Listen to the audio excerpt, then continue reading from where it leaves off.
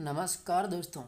तो RPSC first grade और second grade GK प्रथम प्रश्न पत्र को लेकर राजस्थान इतिहास का अध्ययन अपन कर रहे थे और जिसके अंदर 6 क्लासें अपन ने पढ़ी थी।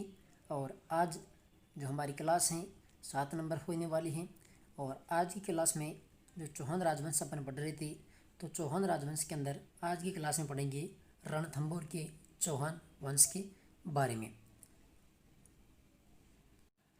तो दोस्तों, बहुत ही सरल तरीके से अपन पढ़ेंगे रणथंभौर के चौहान वंश। पूरी वंशावली में आपको यहाँ पर पढ़ाऊँगा। आप सभी निरंतर अध्ययन के लिए इस चैनल से जुड़ जाइए। पूरा सिलेबस मैं यहाँ पर करवाने वाला हूँ, ठीक है। तो आप निरंतर अध्ययन के लिए इस यूट्यूब चैनल को सब्सक्राइब करके नोटिफिकेशन को ऑन जरूर कर लेना, ताकि आने वाली प्रत्येक वीडियो का नोटिफिकेशन आपको मिलता रहे और आप उनका फ़ायदा उठा सके। तो करते हैं शुरुआत। इससे पहले आप सभी एक बार वीडियो को भी लाइक कर दीजिए। देखिए दोस्तों, रणथंभौर के चौहान वंश। देखिए, सबसे पहले देखते हैं रणथंभौर के बारे में। तो रणथंभौर कहाँ पर है, कौन से ज़िले में है? तो रणथंभौर का जो किला है ये रणथंभौर में ही है।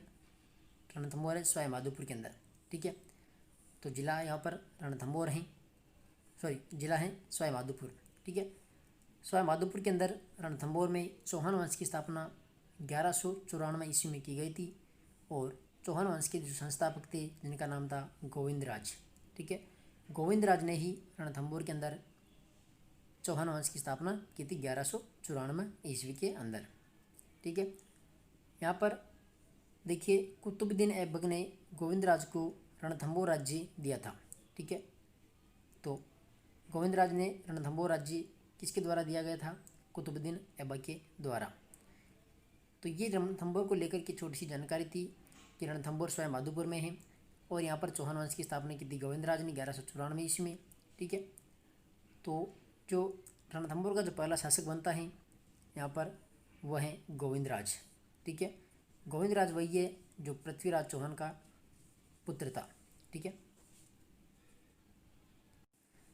तो गोविंदराज चौहानों के संस्थापक कहलाते हैं और रणथंभौर के चौहानों का ये संस्थापक था गोविंदराज, ठीक है। पहला शासक था गोविंदराज। इसके बाद में दूसरा शासक था यहाँ पर वीर नारायण, ठीक है। और इसके समकालीन थे इल्तुतमिश जो दिल्ली के सुल्तान थे। तीसरा है यहाँ पर बाघभट्ट, इनके समकालीन थे बलबन। और चौथा मिलता है यहाँ पर शासक जयद्रथ सिंह। देखिए, जयद्रथ सिंह का जो समय था वो 1250 से 1282 ईस्वी माना जाता है।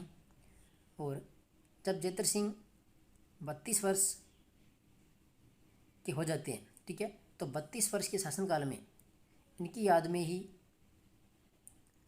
32 खंभों की छतरी का निर्माण, यहाँ पर जो 32 खंभों की छतरी है जिसको न्याय की छतरी कहा जाता है, तो इस छतरी का निर्माण करवाया था इसके पुत्र हमीरदेव चौहान के द्वारा, ठीक है। तो अपने पिता जयद्रथ सिंह की याद में 32 खंभों की छतरी का निर्माण करवाने वाला जो शासक था वो था हमीरदेव चौहान, जो जयद्रथ सिंह का पुत्र था, ठीक है, ठीक है। हमीरदेव किसका पुत्र था? जयद्रथ सिंह का। और इन्होंने ही ये 32 खंभों की जो छतरी बनवाई थी, जिसको न्याय की छतरी भी कहा जाता है, ये अपने पिता जयद्रथ सिंह की याद में ही बनवाई थी। आगे देखिए दोस्तों, शासक बनता है फिर हमीरदेव चौहान। इनका जो समय है दोस्तों वो 1282 से 1301 ईस्वी माना गया है, ठीक है, हमीरदेव का। और इनकी माता का नाम हीरा देवी था, पत्नी का नाम था यहाँ पर रंग देवी, ठीक है। इनकी पुत्री थी हमीरदेव चौहान की देवल दे, जो पद्मना तालाब में कूदकर इन्होंने आत्महत्या की थी, देवल दे ने। इनके गुरु का नाम राघव देव था। इनके जो दरबारी कवि थे वो थे विजयादित्य, या फिर उनको विजयादित्य भी कहा गया। इनको उपाधि मिली थी हट्टी हमीर की। और इन्होंने एक यज्ञ का आयोजन करवाया था जिसका नाम था कोट्टेयजन यज्ञ, जिसके राज पुरोहित विश्वरूपम थे, ठीक है। तो ये हमीरदेव चौहान के बारे में जानकारी है। इस समय 1282 से 1301 ईस्वी माना गया। इनकी माता हीरा देवी, पत्नी का नाम था रंग देवी, पुत्री जो देवल दे थी, जो पद्मना तालाब में कूदकर इन्होंने आत्महत्या कर ली थी। गुरु का नाम मिलता है राघव देव। और दरबारी जो कवि थे ये थे विजयादित्य या फिर विजयादित्य। हमीरदेव चौहान को उपाधि मिली थी हट्टी हमीर की, और इन्होंने कोटिया जन यज्ञ का आयोजन करवाया था। इनके जो राजपुरोहित थे वो थे विश्व रूपम। ठीक है, आगे देखिए दोस्तों, ये जो जानकारी मिलती है ये सभी जानकारी मिलती है जो हमीर महाकाव्य नयन चंद्र सूरी के द्वारा लिखा गया था, हमीर हट्ट चंद्रशेखर के द्वारा लिखा गया, और हमीर रासो सारंगधर 13वीं शताब्दी में लिखा गया था। हमीर रासो एक जोधराज के द्वारा 18वीं शताब्दी में लिखा गया। हमीर रायण बांडव व्यास का है, और हमीर बंधन अमृत कैलाश। तो यहाँ से भी प्रश्न पूछते हैं। ठीक है, तो इनको भी आप याद कर लीजिएगा, यहीं से ही हमीर देव चौहान के बारे में जानकारी मिलती है। ठीक है, आगे देखिए दोस्तों, हमीर देव चौहान और जलालुद्दीन खिलजी। ठीक है, तो जलालुद्दीन का जो पहला आक्रमण होता है वो यहाँ पर 1290 ईस्वी में होता है। ठीक है, रणथंभौर पर इन्होंने जैन दुर्ग पर अधिकार कर लिया था जलालुद्दीन खिलजी ने, और जैन दुर्ग को ही रणथंभौर की कुंजी कहा जाता है। ठीक है, तो जलालुद्दीन ने पहला आक्रमण किया था रणथंभौर दुर्ग पर। ठीक है, 1290 ईस्वी के अंदर, और यहाँ पर ये विजय हो गए थे। और यहाँ पर जो हमीर का जो सेना नायक था गुरुदास सैनी, ये मारा गया था। ठीक है, तो यहाँ पर जो पहला आक्रमण होता है जलालुद्दीन खिलजी का, हमीर देव चौहान यहाँ का शासक था, तो दोनों के मध्य युद्ध होता है, और यहाँ पर जैन दुर्ग पर जलालुद्दीन खिलजी ने अधिकार कर लिया था।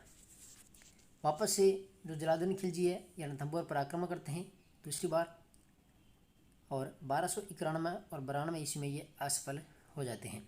ठीक है, जब दोस्तों जलालुद्दीन खिलजी यहाँ पर असफल हो जाते हैं तो इन्होंने यहाँ पर इसके बारे में लिखा था कि आखिर में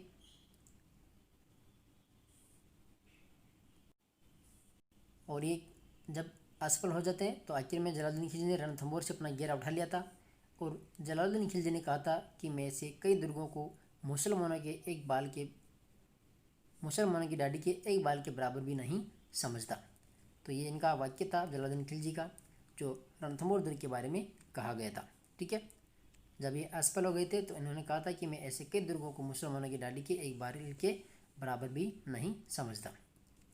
आगे देखिए दोस्तों, हमीर देव चौहान और अलाउद्दीन खिलजी, तो यहाँ पर दोनों के मध्य युद्ध होता है, और जो संघर्ष था इनका कारण रहा था कि अलाउद्दीन खिलजी, जो एक इसको कहा जाता है, एक का मतलब है अलाउद्दीन खिलजी, तो अलाउद्दीन खिलजी की साम्राज्यवादी नीति, और दूसरा हमीर के द्वारा मोहम्मद शाह व केहबरू को शरण देना। तो हमीर ने मोहम्मद शाह और केहबरू को शरण दे दी थी, इसलिए अलाउद्दीन खिलजी इनसे नाराज़ थे और ये युद्ध के कारण बने थे। ठीक है, तीसरा जो कारण था यहाँ पर संघर्ष का वो था कि मोहम्मद शाह अलाउद्दीन खिलजी की पत्नी जो चिमना बेगम थी तो उसको भगा कर ले गया था, इसलिए अलाउद्दीन खिलजी ने यहाँ पर आक्रमण कर दिया था। इसके बाद में देखिए हिंदू बाट दर्रे का युद्ध होता है 1299 ईस्वी में। तो इसके मध्य ये एक तो अलाउद्दीन खिलजी जिनके सेनापति थे उलुग खां और नुसरत खां, और दूसरा जो हमीर के सेनापति थे धर्म सिंह व भीम सिंह। तो इन दोनों के यहाँ पर सेनापतियों के मध्य युद्ध होता है, जिसके अंदर जो हमीर का सेनापति भीम सिंह था ये मारा गया था, लेकिन हमीर की ही यहाँ पर विजय हुई थी। ठीक है, लेकिन जो भीम सिंह ये मारा गया था और धर्म सिंह ने युद्ध जीत लिया था। तो ये हिंद बाट का दर्रा है, इसका युद्ध था 1299 ईस्वी में। इसके बाद देखिए अलाउद्दीन खिलजी के द्वारा रणथंभौर पर घेरा डाला गया वापस से, और जो इनके सेनापति थे उलुग खां व नुसरत खां ये दोनों ही यहाँ पर मारे गए। ठीक है, अलाउद्दीन के सेनापति उलुग खां और नुसरत खां मारे गए। आगे देखिए इन्होंने फिर षड्यंत्र रचा, और षड्यंत्र के तहत हमीर की जो सेनापति थे रणमल व रतिपाल इसको लालच दिया गया और अपनी तरफ मिला लिया। ठीक है, और इन्हीं लालच की वजह से फिर रणथंभौर पर जो साका होता है 21 जुलाई 1301 को। ठीक है, यह रणथंभौर का पहला साका था, 21 जुलाई 1301 में हुआ था, और शासक था यहाँ पर हमीरदेव चौहान, इन्होंने केसरी किया था। ठीक है, इनके जो सेनापति थे रणमल व रतिपाल इसकी मृत्यु हो गई थी, और जौहर किया फिर इनकी पत्नी रंगदेवी ने रनिहार तालाब में कूदकर जल जौहर किया था। आक्रमणकारी यहाँ पर अलाउद्दीन खिलजी था, इनकी विजय हो जाती है और ये राजस्थान का प्रथम शाका कहलाता है और राजस्थान का प्रथम जल जौहर भी ये कहलाता है। ठीक है, तो राजस्थान का प्रथम जो जल जौहर है ये हमीर की जो पत्नी थी रंगदेवी, इन्होंने रनिहार तालाब में कूद करके किया था। तो सभी जो फैक्ट हैं दोस्तों बहुत ही महत्वपूर्ण हैं। आप एक एक फैक्ट को अपने नोट्स में उतार लीजिए, इनके बाद एक भी प्रश्न आपके नहीं जाने वाला है, ये मैं वादा करता हूँ। ठीक है, आगे देखिए दोस्तों, अलाउद्दीन खिलजी का रणथंभौर पर अधिकार हो गया और अलाउद्दीन खिलजी ने मोहम्मद शाह व किहबरू की यहाँ पर हत्या करवा दी थी। अमीर खुसरो ने कहा कि आज कुफर का गढ़ इस्लाम का घर हो गया। जब ये अमीर खुसरो जो थे तो इन्होंने कहा था कि आज कुफर का गढ़ जो है इस्लाम का घर हो गया, क्योंकि यहाँ पर अलाउद्दीन खिलजी ने आक्रमण के दौरान अधिकार कर लिया था हमीर देव चौहान को हरा करके। हमीर देव चौहान के बारे में कहावत है दोस्तों कि सिंह गमन सत्य पुरुष वचन, कदली फलत एक बार, तिरिया तेल हमीर हट, चढ़े न दूजी बार। तो ये कहावत मिलती है हमीर देव चौहान के बारे में। तो दोस्तों ये था रणथंभौर के चौहान वंश की पूरी जानकारी। ठीक है, आपके सिलेबस के अंदर है रणथंभौर के चौहान। अपन ने गुर्जर प्रत्यार वंश पढ़ लिया था और चौहानों में अपन ने पढ़ा था अजमेर के चौहान और ये है रणथंभौर के चौहान। ठीक है, तो आप रेगुलर यहाँ पर जुड़े रहिए चैनल के साथ में, आपको पूरे सिलेबस के अनुसार राजस्थान इतिहास यहाँ पर करवाया जाएगा।